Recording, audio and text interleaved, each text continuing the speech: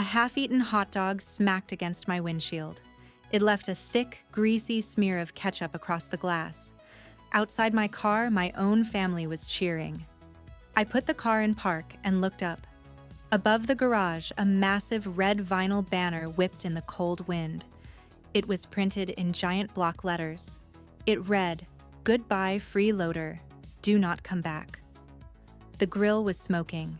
Loud country music was blasting from the patio speakers. My father stood there holding a beer, surrounded by our neighbors. He was smiling. He was celebrating the eviction of his 30-year-old daughter. He looked incredibly proud. My uncle yelled that a grown woman with no career should be ashamed of herself. My younger sister filmed my reaction on her phone, laughing for her social media followers. They thought they were throwing out a parasite. They thought they were teaching me a tough lesson about the real world. They did not know they had just evicted the only person keeping their entire world from burning to the ground. I did not scream. I did not cry. I just took a picture of them smiling under that banner. Then, I drove away. 2 weeks later, my father was begging me to come back. Let me back up. My name is Ava. I am 30 years old. If you grow up in a family like mine, respect is measured by sweat. If you do not wear steel-toed boots or come home smelling like exhaust fumes, you do not have a real job. I worked remotely. I was a freelance operations consultant. I built digital infrastructure, organized vendor packets, and managed supply chains for commercial contractors. It paid exceptionally well because I prevented financial disasters. But to my father, Richard, I was just a lazy millennial playing on a laptop in my bedroom. 3 years ago, his commercial sign company started bleeding cash. Supply chains crashed. Massive clients paid late. The business was suffocating. I moved back home to save on my own rent, but the unspoken truth was, I moved back to save him. It started small. A missed permit here, a disorganized vendor file there. Before I knew it, I was the ghost in the machine. When his account was overdrawn, I paid the warehouse utility bill so the power stayed on.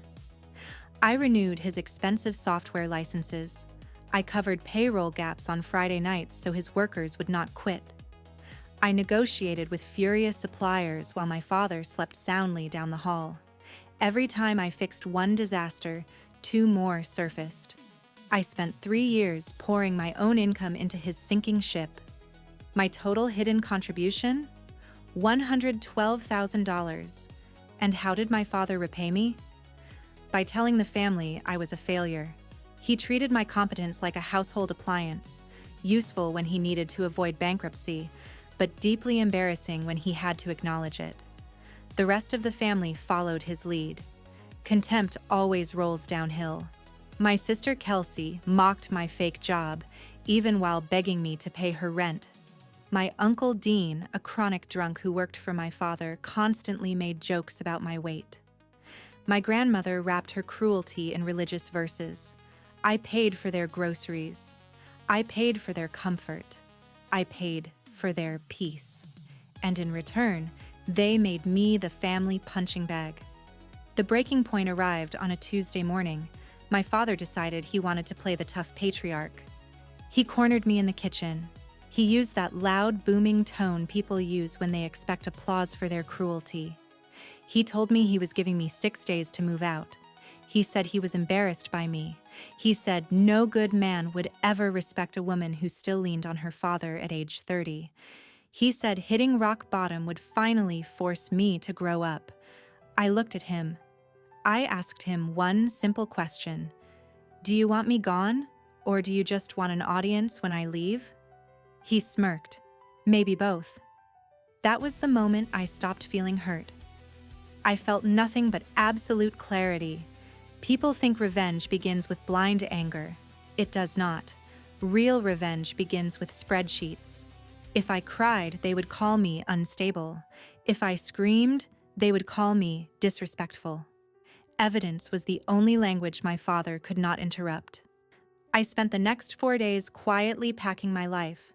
But I did not just pack my clothes. I packed my financial infrastructure. I logged into every company portal. I removed my credit cards from all the autopay settings. I canceled the emergency vendor backup accounts. I redirected the project management software billing back to his overdrawn business card. I forwarded the angry client emails directly to his inbox without filtering them into polite English first. I took my safety net back. Then came Saturday, the barbecue from hell. The hot dog hitting my car, the cruel banner, the laughter of the neighbors. When I took that photo of the banner, my father yelled across the yard. "What are you doing? Collecting evidence for your therapist?" I looked straight at him. My voice was dead. "No, for later." Silence is terrifying to people who are used to exploiting you. For 3 days, my phone was totally quiet. They thought they had won. They mistook my absence for surrender. Then, the machine started shaking. On Monday afternoon, a municipal client rejected a massive permit because the insurance certificate lapsed. On Tuesday, the project management software went entirely dark. The primary card declined. Work orders vanished. Install dates disappeared. The business went blind.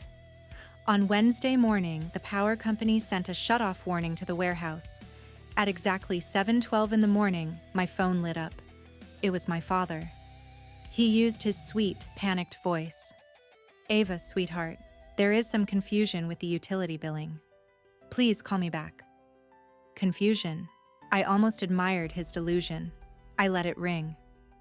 By Thursday, the tone changed. Uncle Dean left a rambling, terrified voicemail. He begged me to pay the van insurance because if they lost the installation job on Friday, everyone would suffer. Everyone. That is the word toxic families love the most. Suddenly, the problem belongs to everyone. On Friday, the dam broke. My sister Kelsey called me, crying hysterically. She said Dad was screaming at everyone. She said the company was freezing. Then, she asked if I could send her $600 for her rent. I asked her why Dad could not help her. She whispered that cash flow was weird. I sent her one single screenshot. It was a cropped spreadsheet showing 3 months of line items. It showed her name, my father's company name, and the warehouse utility account. Underneath, I typed, "Since you are so interested in who contributes." She did not reply. On Saturday, my father called 6 times before noon. His arrogance was completely gone. He was begging. "Ava, please, I am asking as your father. We need to know what you turned off. The vendor account is locked. The power is pending disconnect. If this is a lesson learned. Please call me." Lesson learned. Not an apology. Just a manager realizing his hidden machinery was broken. I finally texted him back. Monday, noon, the diner on the highway. I arrived 10 minutes early. My father and Uncle Dean walked in looking like they had not slept in a week. They expected an emotional argument. They expected me to cry. I gave them nothing. I slid a 31-page bound document across the table. It was a complete financial autopsy. Spreadsheets, bank statements, cleared checks, receipts. Every single dollar I spent keeping his company alive. My father opened it like a man expecting a joke. That confidence lasted exactly 10 seconds. His eyes dropped to the total sum at the bottom of the first page. $112,000. Uncle Dean leaned over, read the number, and went completely pale. My father tried to fight back. "This is ridiculous. You are inflating everything. Families help each other. You cannot act like a debt collector." I looked right into his eyes. "When I lived in your house, you called it freeloading. But when you lived off my money, you call it family." He lowered his voice. He told me not to make a scene in public. "You mean with witnesses?" I asked. "You taught me that." Then he found the very last page of the packet. It was the photograph of the party, the banner, the laughter, the hot dog on the ground. His posture collapsed. He finally understood. "What do you want?" he whispered. "How much of this can you turn back on?" "Nothing," I said. "That is the part you do not understand. I already paid my dues. I am just done." He gritted his teeth. "You cannot walk away and let everything collapse over a grudge." I stood up from the table. "I did not leave because of a grudge.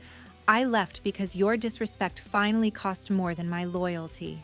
You wanted an audience when I left. Now you have one when your empire falls." I walked out of that diner and never looked back. When you stop being the hidden support beam in a toxic family, the roof falls in. 2 weeks later, the company lost its 2 biggest clients. The warehouse lost power. Uncle Dean was fired. By late summer, public records showed that my father's house was sold below the asking price. He had to rent a tiny apartment in the industrial district. Kelsey moved out of state. The family system completely shattered because the person they fed to the fire was no longer there to burn. I moved to Colorado. My freelance business exploded. I bought a new car in cash. I sleep in total peace, in a quiet apartment, far away from the chaos. People sometimes ask if I regret leaving them to drown. I do not. If someone calls you family only when they need your money or your unpaid labor, they are not protecting a relationship. They are protecting a system. My father's greatest mistake was not throwing that cruel party.